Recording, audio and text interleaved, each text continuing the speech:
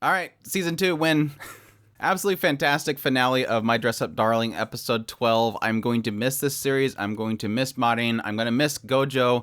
Fantastic cast and a great way to end it. I typically like whenever a series ends with some way of acknowledging where you were and what you got to. And I don't know if this is exactly when the manga was at when this series kind of comes to a conclusion, but it's a really nice way to cap everything because it's acknowledging throughout the entire episode where Gojo was.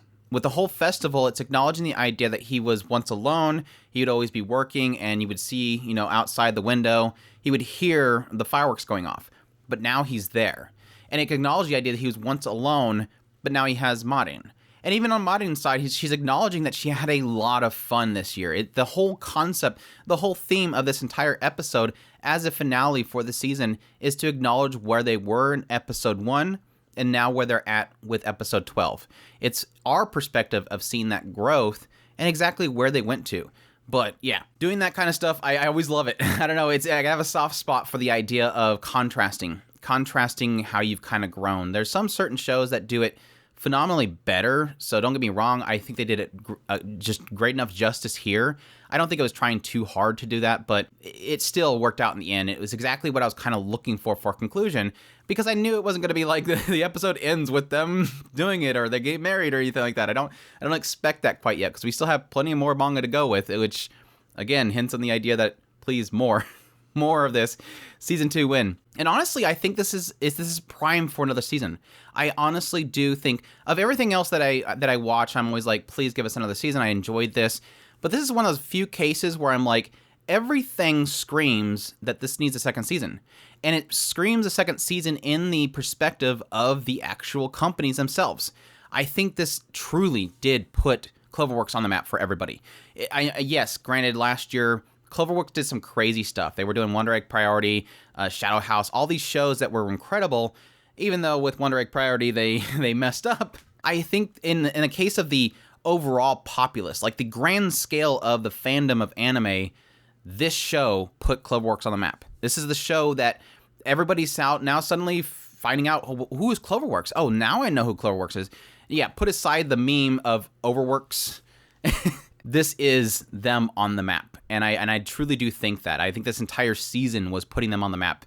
Cloverworks Saturdays was a thing, and that was because of Dress Up Darling, and yes, because of Akebi, which I really do. I am happy they were on the same day, and that fandom carried over quite a bit. But I think in the perspective of Cloverworks, it puts them on the map, and for the companies that were behind it, obviously we're advertising the manga. We obviously seen a huge sale increase for them. They had to increase their prints.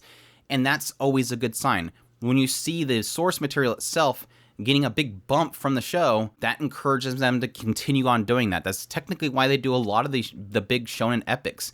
It just keeps bumping those sales. And again, I think that was something we've seen with My Dress Up Darling, the original manga. But yeah, the episode itself, absolutely fantastic. Opening it up with this whole fake out that Marin's in trouble, but sure enough, she just needs to do her homework because she's missing out on the festival. But it was great because that kind of opens the door for them to be able to go to the festival themselves. I was a little surprised, honestly, and this is one of those things where I wonder if the whole festival and that callback to where they were now where they're at was something later on, because it really does feel like they just completely gloss over the fact of what happened in the last episode. So there's a little bit of a side of me that's a little bit miffed by that they don't really... I have expected at least maybe a small portion of this episode would be them going, oh yeah, that happened. Are we really cool with each other? Like, is Marin going, that happened? Is he uncomfortable with me now? And Gojo going, that happened. I went too far. I feel embarrassed. I should apologize to her. None of that really happened. It's like it never happened. And now, granted, I can kind of see a little bit of that in Gojo's side, him being a little bit kind of, I don't know, missing a little bit of social cues, or Marin's side with her going, look, the things like that happened, big deal. I hope he was a little excited. I'm a little happy by that. Like her acknowledging that she was happy that, yes, he was a little excited, or that he touched me or whatever. It didn't really do that.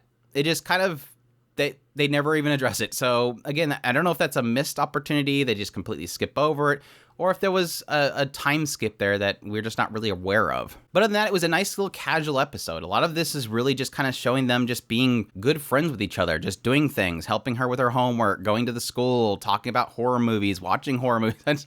I love the fact that she's like, let's watch a horror movie. He's like, I've never done that. It's okay. It's just a movie. And then sure enough, she's the one that's dreading, and he's just locked in like, oh, this is great. And even at the end, she's like, oh, that's over, thankfully. And he's like, oh, let's go back and watch those scenes. I love the costumes and stuff. It was totally Gojo. Like, he completely accepts that all this.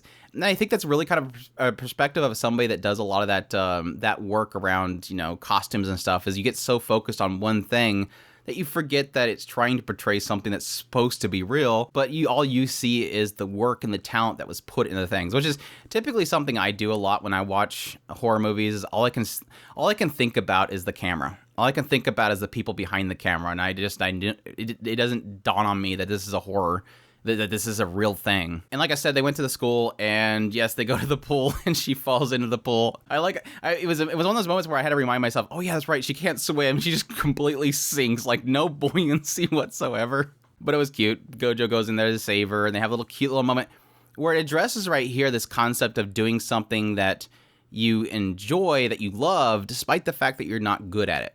She loves the beach. She loves going there. She loves hanging out with people. She loves the sound of the waves, despite the fact of not swimming, which I thought was kind of funny. It's like, a lot of people go to the beach and never swim. So I don't know why that's a surprise to Gojo, but again, he's not very socially, barely went out, so maybe he just thinks swimming is a thing of beaches. But again, he kind of equates it to himself and his work. I love this thing.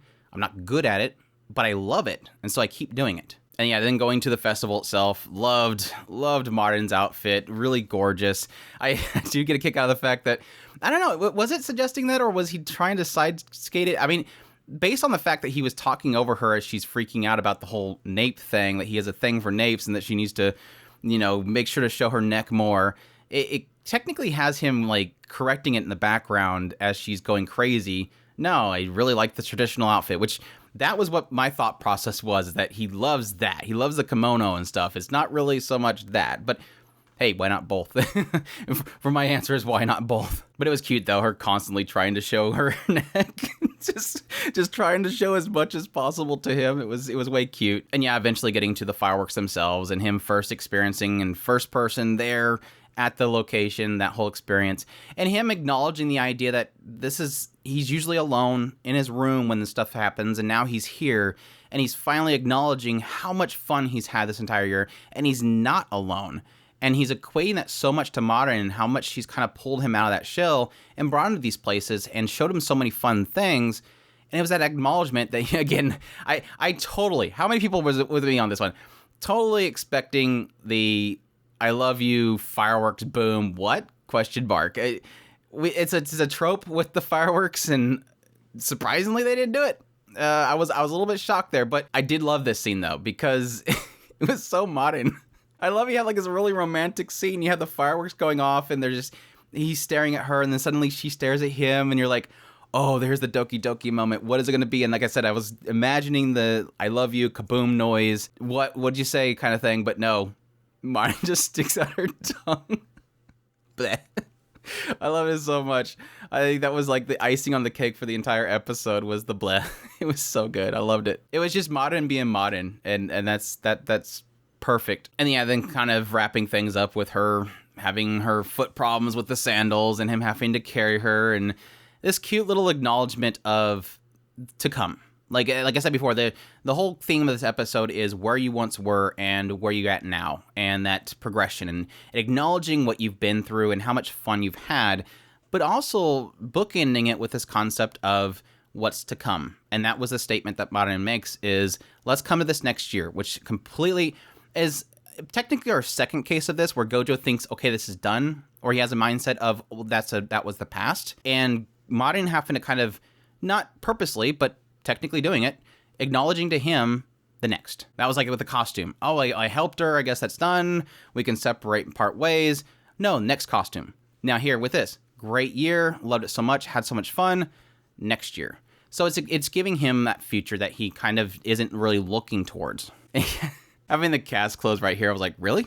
I mean, I'm used to episodes feeling really short, but that's really short. But no, we had like a huge gap at the very end after the cast to give one little last scene, which is, Marin watching a horror movie and then having to call Gojo so that he can talk to her while she goes to sleep, and having that eventual lead up to the two of them laying side by side, technically, on the phone, and him falling asleep and us getting that I love you. This is another one of those moments where you're like, what are they going to do? Is it going to be Gojo mumbling in his sleep and saying that he loves her, or is it going to be her essentially saying it out loud to him, but him obviously being unconscious? And that ended up being the later, but that's fine. I was kind of hoping that because we already knew Marin loves Gojo.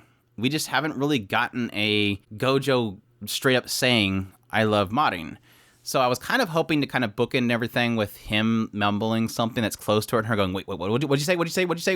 kind of moment, but it was still great. It was still really cute. I love that kind of acknowledgement out loud, even though they can't connect it quite yet. It was great. A lot of really great moments in this episode. And like I said, a very more laid back episode, but like I said, acknowledging pretty much the entire season, which is fantastic. There's a little side of me that kind of hoped that we would see Shinju or Juju in their kimonos at a festival, but I don't know, they kind of became distant side characters over the last few episodes, so unfortunate, but that's the case. Oh god, I forgot her talking about going to the bath and after watching the movie and the dropping on her head and her freaking out. It was so cute.